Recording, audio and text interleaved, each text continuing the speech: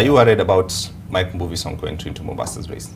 I worry about one thing, and not to sound that I'm being cocky or I'm being overconfident, but I worry about not being a better version of who I was yesterday. I strive to be better than I was yesterday, and that's the reason why, you know, we are where we are till today. I'm not going to be the person who's going to start looking around my shoulder and wondering who's chasing me. I want the people who are behind me to start asking themselves the amount of dust. It's a very diplomatic answer. I'll probably get different from Sakaja. Sakaja, are you worried about your main competitor, Polycarp Igathe? No. I'm not worried about it. Why?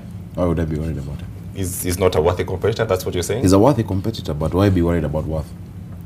Nairobians have a choice to make, and I think they'll make a choice between the candidates.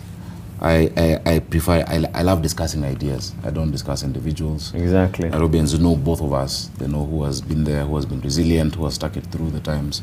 And so they'll make their choice. So for me, it's to offer my candidature and my vision for this city, a city of order and dignity that we want to give the people of Nairobi in all aspects. We've just spoken about water. There are many things that we need to, you know, when we have time next time to talk about. Okay. And so I'm not worried about the competition. You never run for office alone. Okay. Let me just get through some round of comments. My producers have collected a few then before we go to the final round of questions.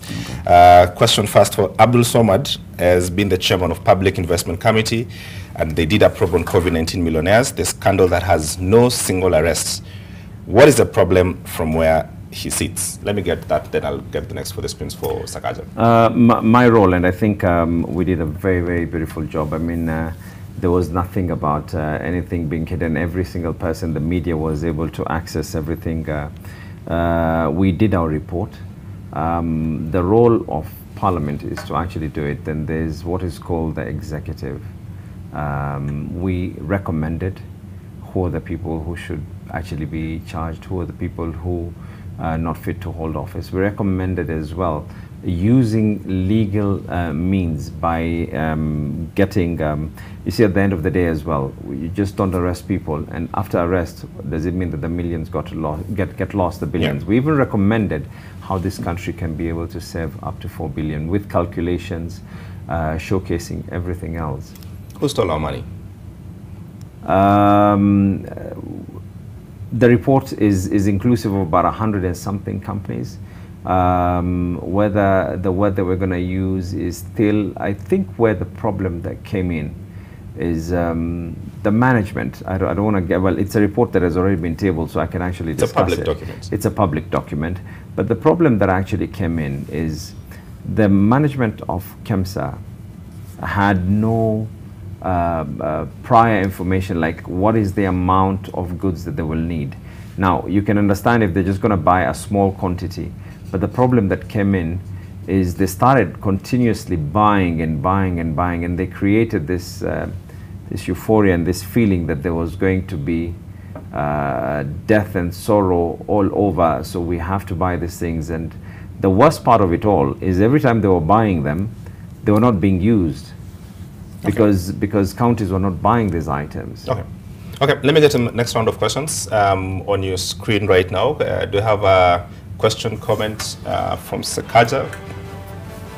As it's loading, I am also on Twitter, and you know that with technology these days, I've seen one quickly. Yes. Benson Mongera saying, ask Sakaja what's his plan on ease of doing business, especially with the Bible of licenses and permits. We've said this. Yeah.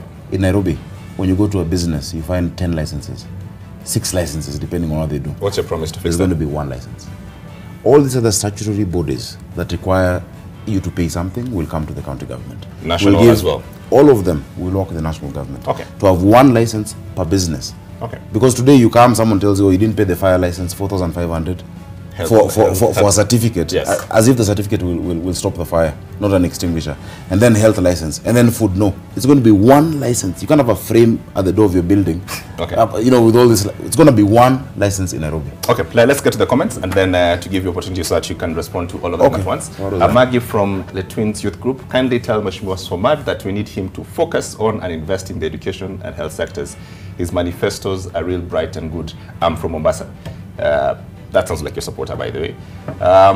Kindly ask the incoming governor of Nairobi, Johnson Sakaja, how he's going to create job opportunities for the youth. All right. Do you have another one? Can I answer? We'll come to it. If your child is hungry, you need to give him hope on curing his or her hunger, not telling them how you survive the hunger in your tender time. Duncan Opumbi. Yes, exactly. Sakaja should supply all leaders with manifestos. This has well-thought ideas capable of generating to action. Carol Baraza Karima. And the last one, ask Sakaja, what plans does he have in making Nairobi cleaner and greener, also eradicating labor-intensive sweeper and modernizing the street cleaning processes to make Nairobi like Kigali. Je suis Shali.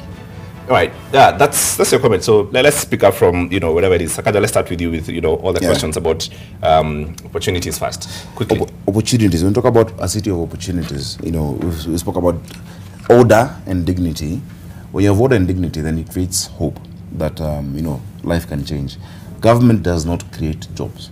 And I keep saying it. Even when we did the Employment Authority and the 30% procurement opportunities, but if we align our policies within government, because government, number one, is the biggest supplier. Not everybody is going to be employed, but you create a conducive environment for the private sector to thrive. When you create order in this city, then you don't have to wake up at 4 a.m. to drop your child to school, to be there by 8 a.m. You don't have to waste hours in traffic. That today in Nairobi, you can do one business deal in Mombasa Road and another in Westlands. You have to choose which day you do which one. We sort out mobility. We're able to have businesses more efficient. We incentivize them in terms of the permits and fees and taxes that they're paying. Then they'll be able to create job opportunities. What we're going to create in Nairobi, which is part of the bottom-up economic framework, is a hustler fund. In every ward, we're committing 50 million shillings. That is 4.2 billion from a 40 billion budget. That 50 million shillings is going to go to young people, to women, to businesses that are down there, to expand them. That is what is going to create the opportunities. Part of the problem with those funds, and you've always wanted since 2013, the youth fund, the women fund, and the rest those of are it. political funds. But what was the difference with this one? I'm talking about a government policy. You see, whereas people said, "Oh, after tukipata, we don't need to pay back." But whereas was a government policy? It was given as a promise that if we win in round one, we will give you money that you don't have to pay back. This one you'll have to pay back. What's the difference? How are you going to make a youth group that you give money to pay back the money? Because you're not just giving a group. You're looking at businesses that are already established or people who are already trying. We're going to have mentors in those communities. That this person has run a hardware shop, and if he supports these other young people, they can have community-owned businesses. And so if this group of young people are not running it well, then you give it to another group that can employ more people. The problem of giving people just throwing money at problems is that, for instance, there are many people I've seen in Nairobi during campaigns giving tanks to youth groups. They take the tank, they sell it the next day, and they share the money. So we must have solutions that listen. And you will see it on the 14th or even closer when you do this forum in Nairobi. That we're bringing together, because we're not saying bottom versus up, bottom to up, that you bring those who are developing real estate, for instance, and those who are doing carpentry in Uhuruma or in Ngong Road, and say, look, if people are able to supply this number of door frames, we're going to take them for our buildings. So it is market driven, that this is what the market needs today, this is what we're going to supply. So it is not bottom versus up, it is not just throwing money at problems, but there's going to be a fund. There's a lady somewhere in Kangemi today who just needs 10,000 for her first bunch of bananas to sell. It'll change her life. So we can't trivialize that. Okay. So that is about opportunities. The second question was about how we make Nairobi cleaner. We must make Nairobi cleaner and brighter. We must dismantle the current system that is being used to sort out this city. Yeah, we cannot have a tender-based or procurement-based or tenderpreneur-based system of cleaning this city, where your garbage is only collected or rather weighed at Dandora dam site. Yet we don't look at what you've done in the lots that have been allocated to you. Today I had a meeting with the county government workers, and they said, look, a lot of this work being given out is work that we can do. How do we partner then also with the private sector, with the young people in those mitaa, to aggregate garbage and create a recycling plant and energy production in Dandora?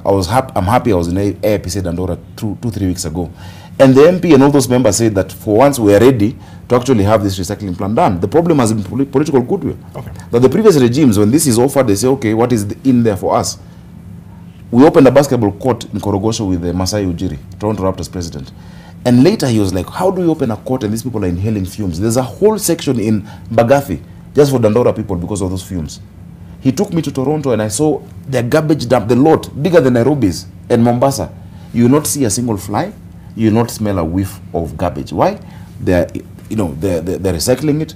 They're creating energy. It can be done. It must be done in Nairobi. The people of Nairobi deserve as much, and we're going to do it.